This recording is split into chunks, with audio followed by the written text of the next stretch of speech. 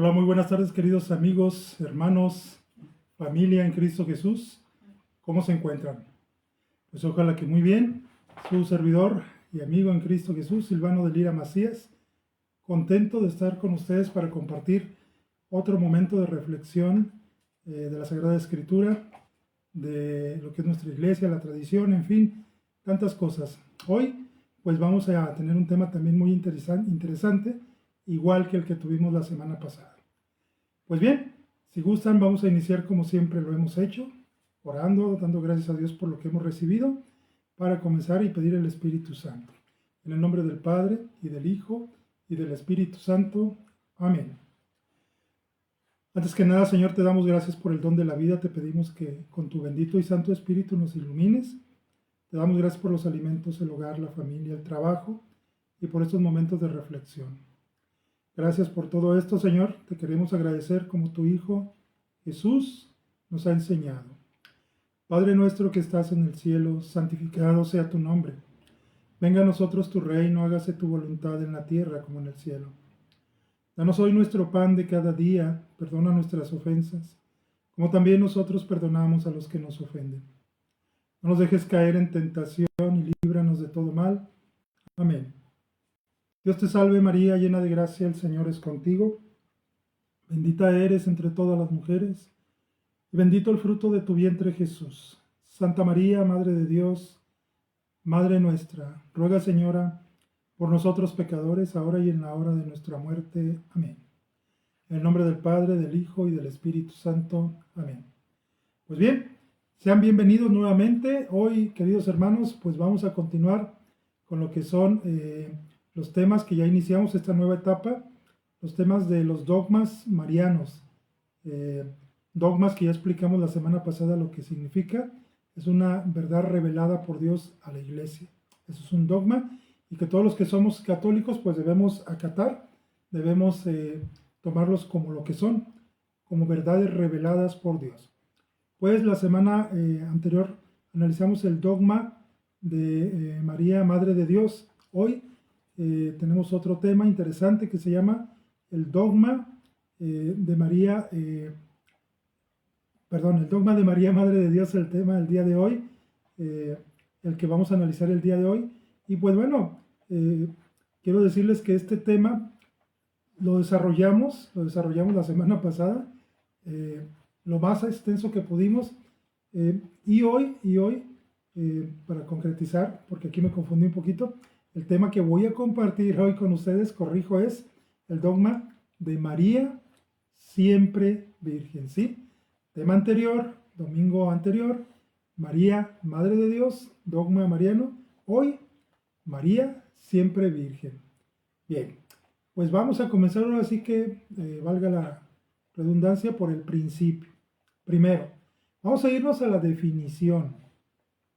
¿Qué es esto de María siempre Virgen, este dogma? Bien, pues este dogma, queridos hermanos, nos enseña que María conservó, esto significa que María conservó su integridad física, esto es, su virginidad en la concepción y en el nacimiento de Jesús, y así continuó siéndolo por el resto de su vida, es decir, virgen.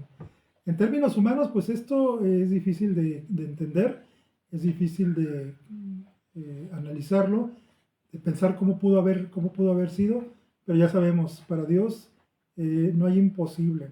Y la iglesia, dentro de la revelación que el Espíritu Santo le hace, pues toma este dogma como algo verdadero, como algo real, como una verdad revelada por Dios. Y así, por ser revelada por Dios, así lo establece la iglesia. Bien, ¿cuándo lo establece? Bueno, pues principalmente esto queda establecido en el Concilio de Letrán. Ya saben ustedes también que un concilio pues es la reunión de la mayor parte de la jerarquía de la iglesia, pues para tratar temas importantes, ¿sí? Y los concilios pues no son algo que se dé muy seguido, son situaciones muy específicas, muy especiales cuando se toma la determinación por parte de la iglesia de llevar a cabo pues un concilio, ¿sí? Este concilio de Letrán, que fue en el año 649, pues saca este dogma con la revelación del Espíritu Santo de María siempre Virgen. Este dogma, mis queridos amigos hermanos, pudiéramos decir que se divide en tres aspectos principales. El dogma de María siempre Virgen. Primer aspecto importante en el cual se puede, digamos, dividir o estructurar este dogma. El primero es la virginidad antes del parto. ¿Qué es esto? Esto significa que la concepción virginal de Jesús en el vientre de María pues ocurre antes, obviamente, antes de que María dé a luz. Por eso se llama el dogma de la virginidad antes del parto, antes de que María estuviera con José, viviendo con él en su casa. Pues María, por obra del Espíritu Santo, como nos lo dice la Sagrada Escritura, por el anuncio del ángel Gabriel, pues le trae a María el ángel la noticia de que Dios quiere que en su seno nazca el Hijo de Dios. Esta concepción pues se da ahí en el seno de María. Esta concepción de Jesús se está gestando, digamos, y esto ocurre obviamente pues antes del parto. Digamos que esta es la primera parte de lo que es este dogma de la virginidad de María, que ya dijimos que se va a dividir en tres partes. Primera parte, la virginidad antes del parto. Segunda parte, la virginidad durante el parto. Aquí la Iglesia cree que el parto no alteró la virginidad de María, considerando que fue un evento sobrenatural, ¿sí? Entonces, bien importante, el parto no alteró la virginidad de María, ¿sí? Al momento de que nuestro Señor Jesús nace. Son misterios y a la luz de la fe, esto es posible. A la luz del razonamiento, de la ciencia, pues esto quizás sea imposible, ¿no? Es por eso que muchas personas dicen que pues esto no es posible, no puede ser que una mujer dé a luz sin perder su virginidad, y también que conciba antes del parto, como ya lo dijimos. Sin embargo, pues aquí está la Sagrada Escritura, es palabra de Dios. Y si nosotros creemos que Dios es veraz, bueno, entonces creemos que lo que Dios nos señala a través de su palabra, pues también es veraz. Entonces, por eso la tradición de la Iglesia, vuelvo a repetir, afirma que María mantuvo su virginidad después del nacimiento de Jesús. Así, la Iglesia ha manifestado de modo constante su fe en la virginidad de María. Los textos más antiguos, cuando se refieren a la concepción de Jesús, llaman a María sencillamente virgen, entendiéndose muy bien lo que esta palabra significa, virgen. Así lo señalan los textos más antiguos, pero también dando a entender que consideraban esa cualidad como un hecho permanente referido a toda la vida. Es decir, María concibió a Jesús siendo virgen antes del parto, durante el parto y también después de Cristo. La Iglesia este dogma que ella sigue siendo virgen. Por eso, mencionamos en nuestros textos antiguos, así la llaman así a ella, a María, como sencillamente virgen. Pero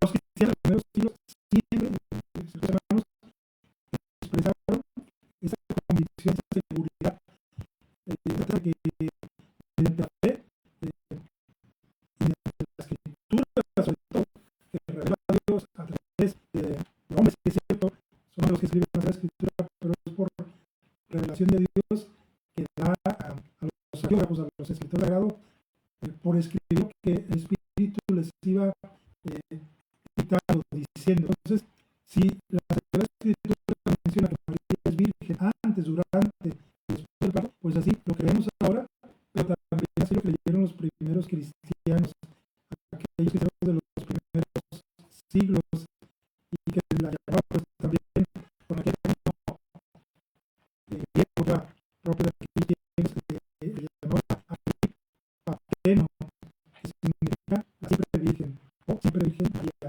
Es lo que significaba y lo que significa y lo que aquellos primeros cristianos tenían respecto a la virginidad. Este término fue creado para calificar de modo único y eficaz la persona de María. y expresar en una sola palabra de fe de la Iglesia en su virginidad perpetua. Es decir, que este título, nombre griego, pues no se le dio y no se le ha dado a nadie, a ninguna mujer, solamente a María como la única y verdadera virgen, el único ser humano, la única mujer en quien Dios quiso que su Hijo Jesús naciera para traernos la buena nueva y para salvarnos, para reconciliarnos nuevamente con el Padre.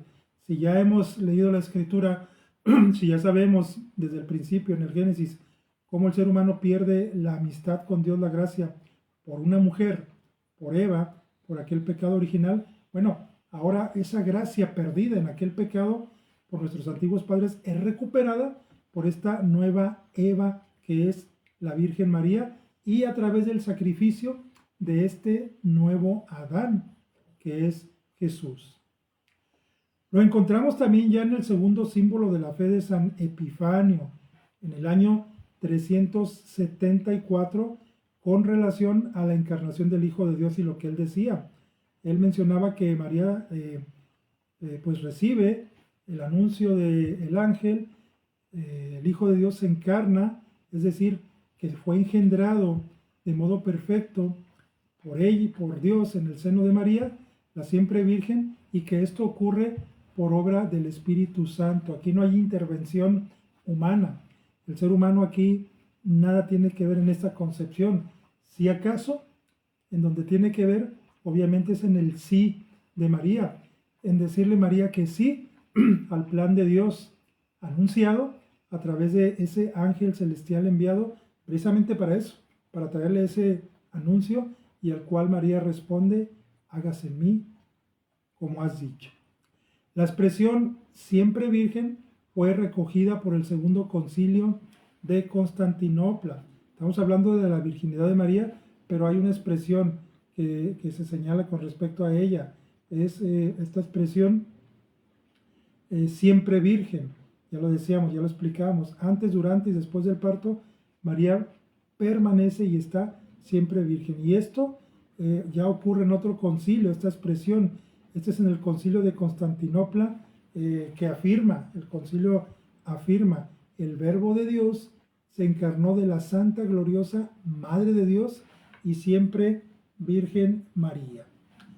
Esta doctrina, mis queridos hermanos, fue confirmada también por otros dos concilios ecuménicos, el cuarto de Letrán y el segundo de León, y por el texto de la definición del dogma de la Asunción del año 1215, en la que la virginidad perpetua de María es aducida entre los motivos de su elevación en cuerpo y alma a la gloria celestial.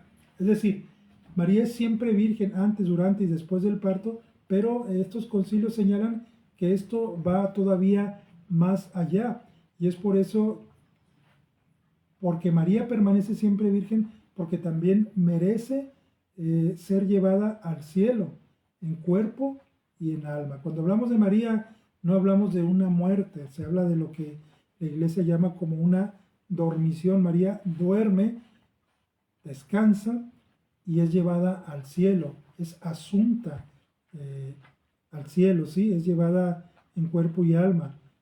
Y esta virginidad de María pues ahora es perpetua. ¿Qué es esto? Es para siempre. Y esto de ser virgen siempre, y antes, durante y después del parto, y por todo el tiempo, por toda la eternidad, pues es aducida, como ya decíamos, a los motivos de su elevación en cuerpo y alma a la gloria celestial, que por cierto, pues acabamos de celebrar en estos días, si mal no recuerdo, fue antier, el viernes, la Asunción de María al reino de los cielos. Entonces, una fiesta muy importante dentro de nuestra Iglesia Católica. Y bueno, pues estamos tratando este tema por demás muy interesante. Usando una fórmula sintética, digámoslo así, la tradición de la Iglesia ha presentado a María como virgen antes del parto, durante el parto y después del parto, afirmando mediante la mención de estos tres momentos que nunca dejó de ser virgen. De esas tres afirmaciones, la afirmación de la virginidad antes del parto es sin duda la más importante, ya que se refiere a la concepción de Jesús y toca directamente el misterio mismo de la encarnación, ¿sí? María tenía que ser alguien especial. María debe de ser virgen, es virgen, porque de su seno, de ella, había de nacer el Hijo de Dios. Y por supuesto que Dios iba a escogerse un seno limpio, santo, puro, desde antes, ¿sí? Y por siempre. Mire, dentro de la Iglesia Católica, pues tenemos la Sagrada Escritura, tenemos el Catecismo de la Iglesia Católica y tenemos muchos más documentos que nos ayudan a que nosotros crezcamos en la fe. Sin embargo, también hay unos documentos que la Iglesia no ha aprobado y que sin embargo por ahí están y que son muchas veces tradición. No vienen en el Evangelio, no vienen en los Evangelios. ¿Y a qué me refiero? ¿Qué quiero decir con esto?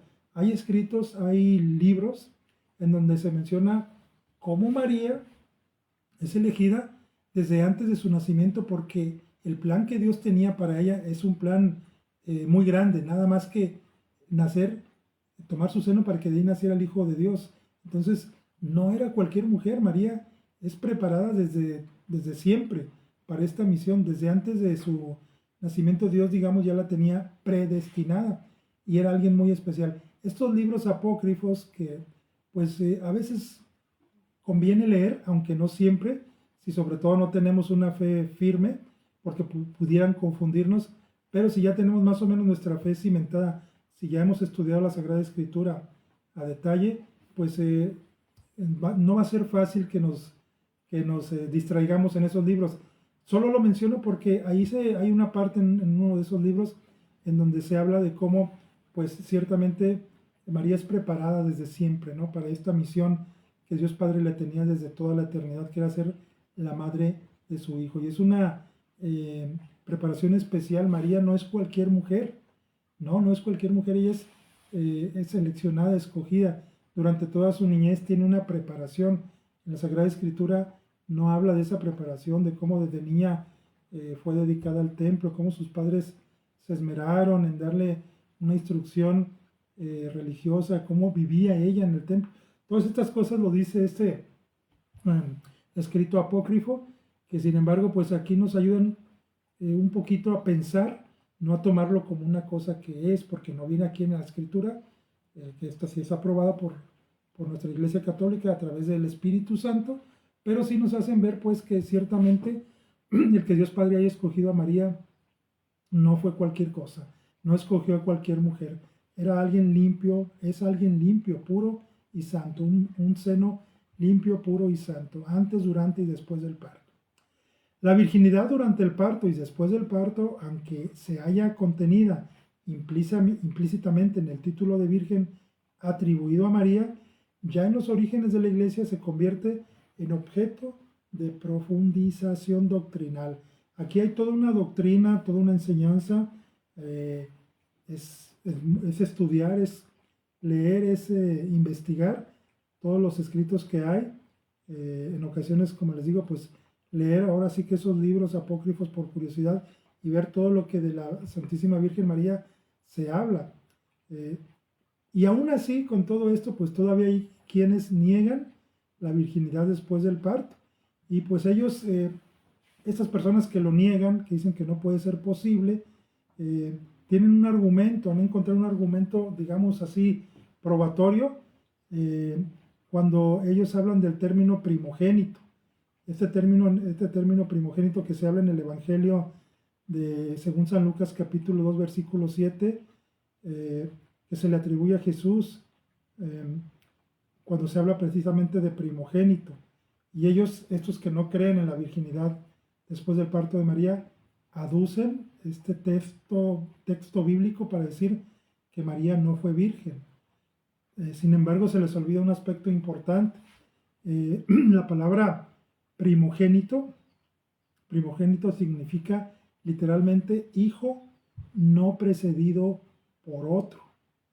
Hijo no precedido por otro, ¿sí? Y es que en este texto de Lucas, Evangelio según San Lucas 2:7, pues ahí se habla de que cómo María tiene otros hijos, ¿no? Sin embargo, pues aquí se habla en el texto del Evangelio según San Lucas de esa primogenitura de Jesús, ¿sí? Pero si tomamos la palabra literalmente, primogénito significa hijo no precedido por otro. Y de por sí, esto significa que Jesús prescinde de la existencia de otro o de otros hijos. Es decir, que para ser el primogénito Jesús no necesitaba que hubiera uno o dos después de él, uno después de él o uno antes de él. Es primogénito en el más estricto sentido de la palabra. Aunque aquí esta palabra, pues de alguna manera, ya yéndonos literalmente al significado, da a entender esto. Y vuelvo a repetir, esta palabra literalmente significa de por sí que se prescinde de la existencia de otro o de otros hijos.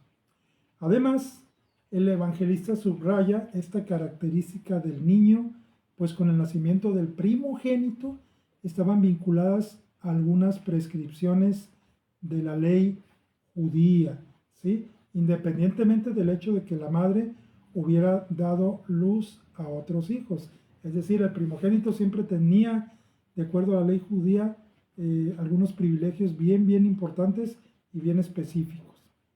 A cada hijo único se aplicaba por consiguiente esas prescripciones por ser el primogénito, es decir, el primero.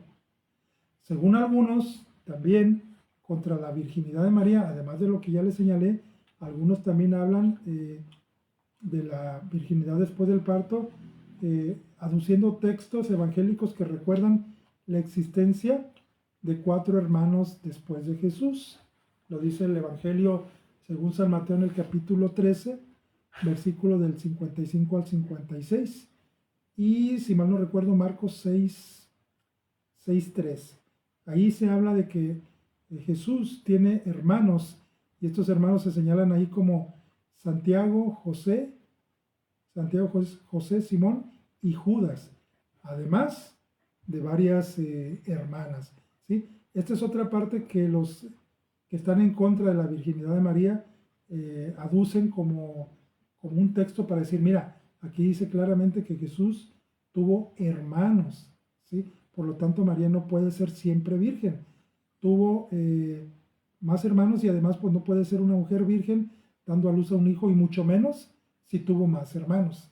A este respecto también conviene recordar que tanto en la lengua hebrea como en la lengua aramea no existe un término particular, ojo con esto, no existe un término particular para expresar palabras como primo y que por consiguiente pues los términos hermano, hermana, primo, pues tienen un significado, digamos, muy amplio, ¿sí? No es como nuestro lenguaje que si decimos mi hermano, pues estamos hablando claramente de el hijo de mi madre y de mi padre como yo lo soy, ese es mi hermano o mi hermana, también hijo de mi papá y de mi mamá, esa es mi hermana, ¿sí?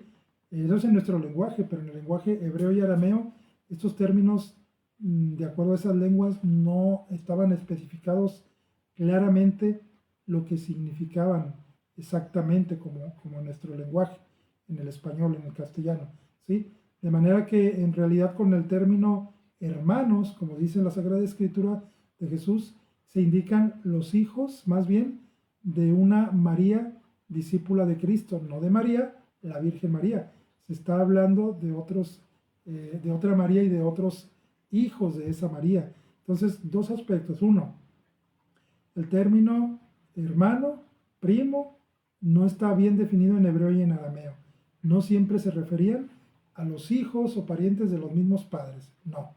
Aquí puede ser que le digas a una persona primo o también le digas hermano sin ser, vuelvo a insistir, de los mismos padres. Nuestra lengua sí, recalcarlo. En nuestra lengua sí. Mi hermana es aquella mujer que es hija de mi papá y de mi mamá. Esa es mi hermana. Mi hermano igual. Mi primo, bueno, pues mi primo es, en nuestra lengua, en nuestra cultura, es el hijo de mi tío, sencillamente.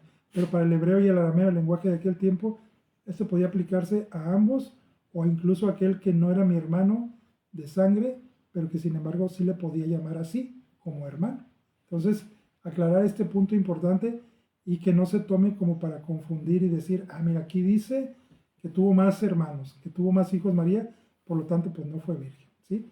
Importante tener claro esto. Esta palabra, hermano, pues es utilizada de un modo, digamos, general o genérico, ¿sí? Y pues como ya lo decíamos, se atribuye a estos nombres de estos supuestos hermanos de Jesús a otra María, que quede claro. Así pues, María Santísima es la siempre virgen. Esta prerrogativa suya es consecuencia de la maternidad divina que la consagró totalmente a la misión redentora de Cristo. María, como ya lo decíamos hace rato, es escogida por Dios desde toda la eternidad para este plan específico que Dios quería presentarnos a nosotros. ¿Cuál? El plan de la salvación a través de el sacrificio de su Hijo Jesucristo, para devolvernos la gracia que se perdió con el pecado de nuestros primeros padres, Adán y Eva, con lo cual se pierde la amistad con Dios, se pierde la gracia y la humanidad, sobre la humanidad recae el pecado y la muerte.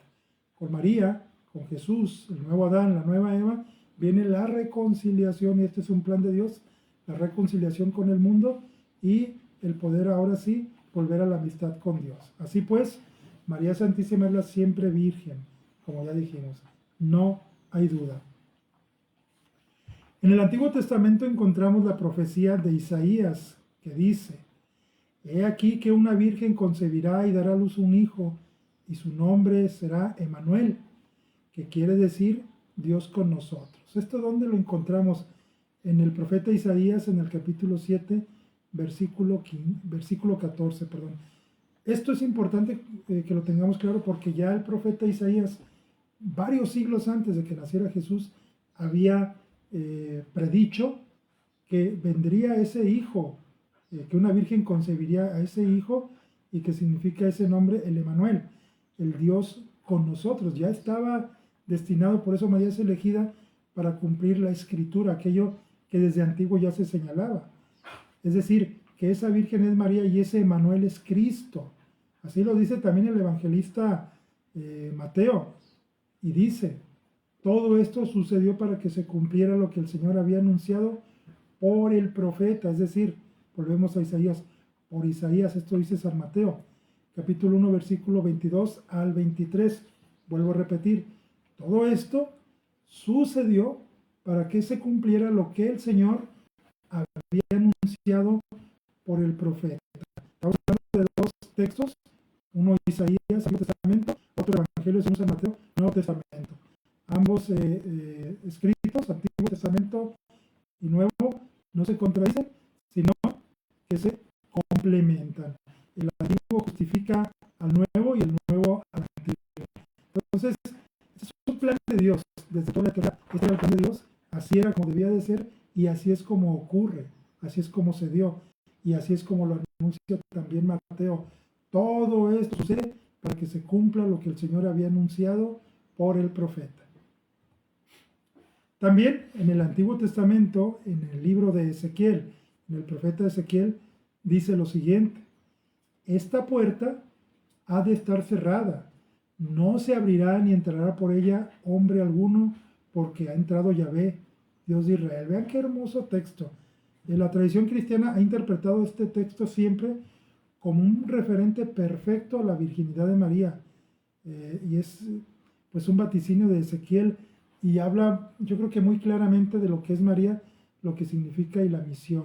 Vuelvo a repetir, esto viene en Ezequiel, el libro, en el capítulo 42, si mal no recuerdo, de Ezequiel, y vuelvo a repetir lo que nos dice: esta puerta ha de estar cerrada, no se abrirá ni entrará por ella hombre alguno, porque ha entrado Yahvé, Dios de Israel. Vean qué hermoso texto, y cómo nos habla tan claro, y cómo la tradición de la iglesia pues lo ha, digamos, asociado precisamente a esto, a la virginidad de María, de la cual estamos hablando el día de hoy, de este dogma de la virginidad de la Santísima Virgen María. También leemos en el Evangelio nuevamente, según San Mateo, lo siguiente: la concepción de Cristo fue así. Su madre María estaba comprometida con José, pero antes de que vivieran juntos quedó esperando por obra del Espíritu Santo. Mateo capítulo 1, versículo 18. ¿Sí? Ahí está la historia, cómo ocurrió, lo que decíamos al principio, esta concepción de María, este concebir, este recibir a Jesús en su seno, pues es por obra del Espíritu Santo, que a su vez se enlaza directamente con el texto anterior de Ezequiel, ¿sí? Es el Espíritu Santo, es el ángel enviado a traer el anuncio, y es el Espíritu Santo el que hace que María conciba. Por eso Ezequiel dice, esta puerta ha de estar cerrada, no se abrirá ni entrará por ella hombre alguno, porque ha entrado Yahvé, Dios de Israel. Ha venido, ha traído el anuncio el ángel, ha venido el Espíritu Santo, y María ha concebido en su seno al Hijo de Dios, solo por obra de Dios, solo por obra del Espíritu Santo. Ahora bien, hablar de la virginidad de María, de este dogma, pues créanme que su servidor, en lo limitado que es, pues quisiéramos decir muchas cosas, llevarnos mucho tiempo hablando de esto, pero quizás esto le corresponde a alguien muy docto, muy conocedor de la Sagrada Escritura. Yo en mi atrevimiento pues lo hago porque debemos hablar de María, debemos defender a nuestra Santa Madre, debemos conocer la Sagrada Escritura y debemos proclamar estos dogmas que son revelaciones de Dios. Vuelvo a repetir, un dogma es una revelación de Dios dada a la Iglesia a través del Espíritu Santo. Entonces, habrá, por supuesto, sobre todo un sacerdote, un obispo, alguien que hable muchísimo más de lo que es de este dogma de la Virgen María, de su virginidad, pero yo creo que debemos hacerlo. Dentro de nuestras limitaciones hay que hablarlo, hay que decirlo, y se puede hablar muchísimo más. Lo que aquí yo les estoy compartiendo es, digamos, algo muy breve, dándoles como un breve resumen de lo que es esto, pero esto es riquísimo, es libros y libros, estudio de muchos documentos. La Iglesia continuamente pues está hablando y reconociendo y predicando esta gloriosa virginidad de María, y pues así lo expresa también el Catecismo de la Iglesia Católica. Fíjense qué interesante. Tenemos la Sagrada Escritura como la guía que tenemos, una de las guías, uno de los pilares en los cuales se sustenta nuestra fe católica, que no es el único, son por lo menos tres: Biblia, tradición y magisterio. Pero a la par de la Biblia está el Catecismo de la Iglesia Católica. Si la Sagrada Escritura nos habla de la palabra de Dios, el Catecismo de la Iglesia nos explica a detalle todos esos temas que a veces no entendemos de la Sagrada Escritura, ¿sí? Es así que el numeral, en el Catecismo se maneja por numeral, no por capítulos ni versículos. En el numeral 499, vean qué interesante, del Catecismo de la Iglesia nos dice lo siguiente: la profundización de la fe en la maternidad virginal ha llevado a la Iglesia a confesar la virginidad real y perpetua de María, incluso en el parto del Hijo de Dios hecho hombre. En efecto, el nacimiento de Cristo, lejos de disminuir, consagró la integridad virginal de su madre. La Iglesia celebra a María con gran júbilo como la Aipartenus, es decir, la siempre Virgen María. ¿Sí? Entonces, qué interesante lo que nos dice esta parte del numeral del Catecismo de la Iglesia Católica, el numeral 499, en donde me llama la atención esta parte que dice: lejos de disminuir, consagró la integridad virginal de su madre. ¿Sí? Obviamente, la razón de ser de la Sagrada Escritura es Jesús, es el Hijo de Dios, es Dios mismo. Pero Jesús, con su nacimiento, con el haber nacido del seno de la Virgen María, no la hace a un lado, sino que le da, digamos, un realce. Y esto nuestra Iglesia lo celebra como ese ser escogido por Dios, a la cual se le llama la siempre Virgen María. La centralidad de la Escritura es Dios, es Jesús, sí, pero María está a su lado y Dios ha querido escogerla a ella para ser el instrumento. Fíjense, pensar en María como el instrumento del cual Dios se vale para que su Hijo se encarne, venga y nos traiga el anuncio de esa buena nueva, nos traiga la reconciliación con el Padre Eterno, nos haga recuperar ese paraíso que se perdió y nos haga que se venza el pecado y la muerte que por la desobediencia de nuestros padres pues ha marcado a toda la humanidad, ¿sí? Esa es la misión del Padre, enviar a su Hijo para salvarnos, y esa es la misión de María, ser el seno para que ese Hijo venga y al mismo tiempo estar como intercesora, como abogada ante su Hijo. El reconocimiento que hace la Iglesia de la virginidad de María nos enseña el gran poder de Dios, que todo lo puede, ya lo decíamos al inicio. Si para el ser humano es imposible que una mujer conciba, que sea virgen antes, durante y después de un parto, pues para Dios todo es posible, todo lo puede. Así como el infinito amor que tiene hacia nosotros, sus hijos, manifestando en Él, en el enviado, en su Hijo, la salvación. No la merecemos por lo que somos, por lo que hemos hecho, pero como para Dios no hay imposible, y como la definición de Dios más perfecta es el amor, pues es por ese amor que no se comprende, el amor de Dios a los ojos de los humanos, de nosotros, no es comprensible, pero es un amor capaz de todo, ¿sí? Capaz de perdonar todo, absolutamente todo. Es un amor que no podemos comprender en términos humanos, pues así no podemos comprender hasta dónde Dios puede hacer cosas que nosotros no entendemos.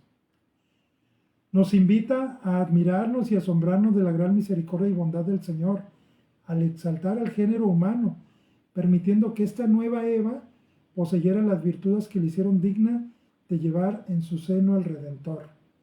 Y es también un llamado para que nosotros, los creyentes orientados por el faro de la virtud de María, busquemos imitarla en su pureza y generosa entrega a la voluntad del Padre. Miren, otro aspecto importante. María, ya lo dijimos, es escogida por Dios, un seno limpio, virginal, puro y santo, para ser virgen antes, durante y después del parto. Y decíamos hace un rato que esa es la misión de María, pero la misión de María va más allá. También es esta imagen de María como madre de Dios, es para nosotros un faro, una luz, una guía, un modelo al cual debemos imitar como modelo y al cual debemos seguir como luz de lo que es lo puro, lo generoso, lo santo, ¿sí? A eso también nos invita María, y ese es, digamos, en la misión de ser Madre de Dios, va implícito todo esto que estamos mencionando, va implícito en que sea nuestra guía, nuestra luz. Claro, es primero Cristo, pero ella nos enseña con esa docilidad, con ese amor, con esa entrega, a ser imitadores de ella. ¿Para qué? Para estar cerca de Jesús, para llevarlo en nuestro ser. María llevó en su ser a Jesús, concibió María a Jesús por obra del Espíritu Santo. Nosotros también estamos llamados a llevar a Jesús en el corazón y en la mente. A eso nos invita María. Esa es también la misión de María, venir a ser para nosotros esa luz, esa guía, ese modelo sobre todo de generosidad, de pureza. Y este es un modelo al cual debemos imitar su pureza, imitar su entrega, imitar su generosidad, entrega, y sobre todo el imitar ese decirle a Dios: hágase en mí según tu palabra. ¿Cuántas veces le decimos a Dios: hágase en mí como tú quieres? Ahí está la pregunta. Ahí está la pregunta, si sí lo hacemos o si nos falta. Nos falta dar ese paso, esa entrega de decirle: Señor, pues aquí estoy, me dejo guiar por ti, tú eres quien lleva el timón y pues tú condúceme. Casi siempre es normal que pensemos o sintamos que somos capaces de llevar nuestra vida y llevarla bien, pero en el camino nos equivocamos mucho. Es ahí cuando pensamos quizás que necesitamos una guía veraz, una guía que no falle, algo que nos lleve realmente a no equivocarnos, a no desviarnos del buen camino. Y ese faro es María, esa luz es María. Y el fin es Jesús. Por María o a través de María hacia Jesús. Me hace recordar una frase de hace algunos años, el seminario de Guadalajara, cada vez que emprende esa campaña para invitar a jóvenes al seminario a estudiar, a prepararse como sacerdotes, casi siempre cada año hay una frase. Esta frase salió ya hace algunos años y siempre la he traído aquí porque es verdad. Y en aquellos años, hace ya varios, decía la frase, a Jesús por María. Entonces, una frase muy sabia, y es que sí, queremos ir a Jesús, pidamos a María que nos guíe, porque ella lo tuvo en su seno. ¿Y quién mejor para enseñarnos a través de sus virtudes a llegar a Jesús? Si nosotros imitáramos la pureza de María, la docilidad de María, la entrega de María, sin duda llegaríamos a Jesús. Y si llegamos a Jesús, llegamos al Padre. Y si llegamos al Padre, pues ya lo hicimos, ¿verdad? Bien, queridos hermanos, amigos, familia, pues como les decía, estamos tratando de hacer estos videos más cortos, más breves, con la intención de que pues no nos tardemos tanto y que no dejen de ser esos sustanciosos, que nos dejen alguna enseñanza. Entonces, ojalá haya cumplido con ese cometido el día de hoy, al hablar de este dogma de la virginidad de María. La semana anterior analizamos el dogma de María, Madre de Dios. Entonces, ojalá que nos esté dejando algo, que si nosotros ya oramos, meditamos, rezamos el Santo Rosario, pues esto nos lleve más a hacerlo, porque el Rosario es una oración totalmente bíblica. Es una oración bíblica, se medita la vida de nuestro Señor Jesucristo, la pasión, ¿sí? Solo basta meditarlo como es debido, ¿sí? Entonces, sin duda, a través también de esta práctica del Santo Rosario, pues también es una forma, a través de la oración, de acercarnos cada día más a Dios. Pues bien, si esto les ha gustado, si este video les ha dejado algo, por favor compártanlo. La idea es esa, de que conozcamos un poquito más nuestra fe católica, que compartamos aquello que es bueno y que esto pues nos ayude a ser mejores cada día. Este video pues aparece aquí en este medio, pero también aparece ahí en Facebook, en YouTube. Si lo van a ver en YouTube, bueno, pues ya dan el clásico me gusta, ¿no? ¿Y por qué se pide? Yo antes me preguntaba, ¿por qué todo el que transmite un video siempre dice, dale me gusta? Porque, bueno, pues resulta que entre más me gustas le den al video, pues YouTube lo pone más en la red y más gente lo puede ver. Entonces, por eso es la frase tan repetida de si te gustó, dale me gusta y compártelo. Esa es la razón, ¿sí? Bueno, pues vamos a terminar como empezamos, queridos hermanos, amigos, familia, con oración. Vamos a darle gracias a Dios con la oración que Cristo nos ha enseñado. Padre nuestro que estás en el cielo, santificado sea tu nombre. Venga a nosotros tu reino, hágase tu voluntad en la tierra como en el cielo. Danos hoy nuestro pan de cada día, perdona nuestras ofensas, como también nosotros perdonamos a los que nos ofenden. No nos dejes caer en tentación y líbranos de todo mal. Amén. Dulce corazón de María, sed la salvación del alma mía. Espíritu Santo, fuente de luz, ilumínanos. En el nombre del Padre, del Hijo y del Espíritu Santo. Amén. Queridos hermanos, amigos, familia, gracias de verdad por su atención por estos momentos. Y si Dios nos presta vida, nos vemos la próxima semana. Mientras tanto, Dios los siga bendiciendo.